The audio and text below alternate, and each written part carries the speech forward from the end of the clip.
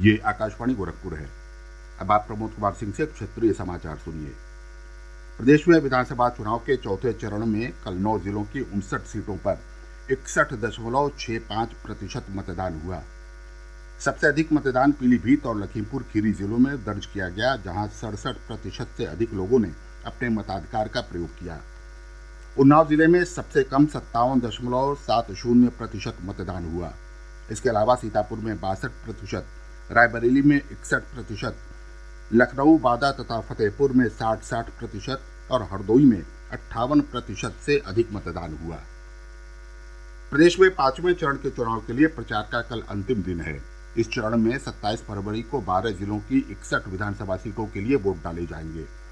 5वें चरण में जिन जिलों में मतदान होना है वो हैं श्रावस्ती, बहराइच, रायबरेली, बाराबंकी, गोंडा, अयोध्या, अमेठी, सुल्तानपुर, प्रतापगढ़, कौशाम्बी, चित्रकूट और प्रयागराज। निर्वाचन आयोग ने स्वतंत्र, निष्पक्ष, पारदर्शी और कोविड सुरक्षित मतदान संपन्न कराने के लिए संबंधित जिला प्रशासन को समुचित प्रबंध करने के निर्देश दिए हैं। मुख्य निर्वाचन अधिकारी अजय कुमार शुक्ला ने बताया कि पोलिंग बूथों पर मतदाताओं को किसी तरह की परेशानी न हो, इसके लिए सभी तैयारियां की जा रही हैं। वहीं राज्य में छठे चरण का मतदान 3 मार्च को होगा। इस चरण में 10 जिलों बलरामपुर, सिद्धार्थनगर, महाराजगंज, कुशीनगर, बस्ती, संत कबीर नगर, अम्बेडकर नगर, गोरखपुर, देवरिया और बलिया की 57 सीटों पर मतदान होगा। प्रदेश में 7वें और अंतिम चरण का मतदान 7 मार्च को होगा। इस चरण में 9 जिलों की 54 सीटों पर वोट डाले जाएंगे। 7वें चरण में जिन जिलों में मतदान होना है वे हैं आजमगढ़, मऊ, गाजीपुर, जौनपुर, वाराणसी, चंदौली, मिर्जापुर, भदोही और सोनभद्र। प्रदेश में 5वें चरण के चुनाव के लिए प्रचार चरम पर है। सभी राजनीतिक दलों के नेता और स्टार प्रचारक जनसभाएं कर मतदाताओं को लुभाने का प्रयास कर रहे हैं। रोड शो, घर घर जनसंपर्क और वर्चुअल माध्यम से रैलियों का सिलसिला भी जारी है। भाजपा के वरिष्ठ नेता और प्रधानमंत्री नरेंद्र मोदी ने आज अमेठी और प्रयागराज में जनसभाओं को संबोधित किया। श्री मोदी ने कहा कि वोट बैंक की राजनीति और राजनीतिक दलों के परिवारवाद ने देश को काफी नुकसान पहुंचाया है। उन्होंने कहा कि ये नेता अपना वोट बैंक साधने के लिए सेना और पुलिस का अपमान करने से भी पीछे नहीं हटते। श्री मोदी ने कहा कि कुछ दल ऐसे भी हैं जो वर्ष 2008 के अहमदाबाद सीरियल धमाकों के दोषियों को न्यायालय द्वारा दिए गए मृत्यु दंड के फैसले का स्वागत तक नहीं करते। उन्हें डर है कि ऐसा करने पर कहीं उनका वोट बैंक न खिसक जाए। भाजपा नेता और गृह मंत्री अमित शाह ने बहराइच में चुनावी सभा को संबोधित करते हुए कहा कि अगर प्रदेश में समाजवादी पार्टी की सरकार आती है तो जेल में बंद अपराधी बाहर आ जाएंगे।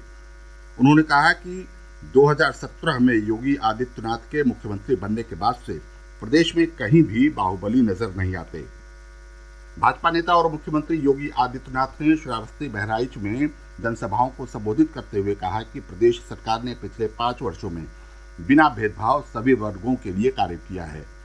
उन्होंने कहा कि प्रदेश में भाजपा की सरकार आने पर छात्राओं को स्कूटी और किसानों को मुफ्त बिजली दी जाएगी।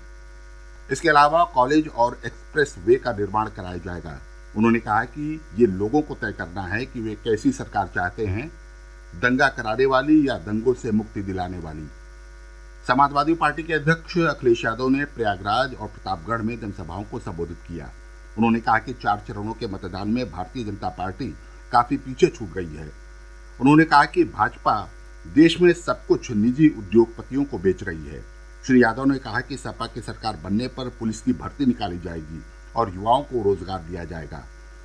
कांग्रेस नेता और छत्तीसगढ़ के मुख्यमंत्री भूपेश बघेल ने गोरखपुर में पार्टी प्रत्याशियों के पक्ष में चुनाव प्रचार किया। श्री बघेल ने गोरखनाथ मंदिर में दर्शन पूजन कर कांग्रेस की जीत की कामना की। कांग्रेस नेता और राजस्थान के पूर्व उप मुख्यमंत्री सचिन पायलट ने महाराजगंज के फरीदा में पार्टी प्रत्याशी के समर्थन में प्रचार किया। बसपा प्रमुख मायावती ने बस्ती में जनसभा को संबोधित किया। उन्होंने कहा कि बहुजन समाज पार्टी की सरकार आने पर प्रदेश में कर्मचारियों की पुरानी पेंशन को बहाल किया जाएगा। शिवसेना के नेता और महाराष्ट्र के कैबिनेट मंत्री आदित्य ठाकरे ने सिद्धार्थनगर के डुमरियागंज में पार्टी प्रत्याशी के समर्थन में जनसभा की। इसके साथ ही समाचार समाप्त हुए। नमस्कार।